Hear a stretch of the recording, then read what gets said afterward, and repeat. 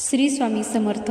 अनन्य भक्त बाळप्पा हळूहळू स्वामी सेवेच्या जबाबदाऱ्या घेत होते. अक्कलकोटमध्ये स्वामींच्या दरबारात सेवेची कामे नियोजित असत. जसे गणपतरावांनी स्वयंपाक करावा, नरसप्पाने पाणी तापवावे, सुंदराबाईंनी स्वामींच्या जेवणाचे बघावे, श्रीपाद भटांनी पूजा करावी आणि बाळप्पा यांनी सर्व वस्तूंची त्या त्या ठिकाणी जमवाजमव करून वेळच्या वेळी व्यवस्था करावी. मग स्वामी महाराज कोठेही असोत, जंगलात, मशिदीमध्ये, हरिजनांच्या वस्तीत, देवळात, कोणाच्याही घरी, रस्त्यात व शेतात, त्या ठिकाणी बाळप्पा सर्व व्यवस्था उत्तम ठेवत. यातच आपल्या जबाबदाऱ्या उत्कृष्टपणे पार पाडत असताना बाळप्पा यांना तेथे पाणी आणण्याची लाज वाटत असे.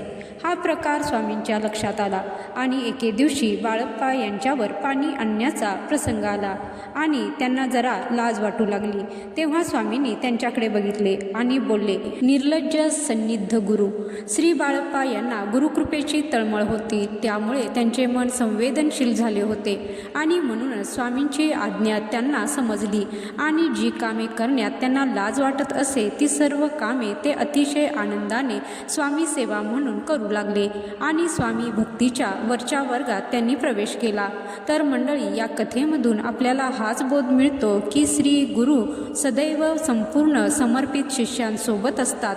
म्हणजेच स्वामींची सेवा करताना आपल्याला कुठल्याही कामाबाबत कमीपणा नाही वाटला पाहिजे.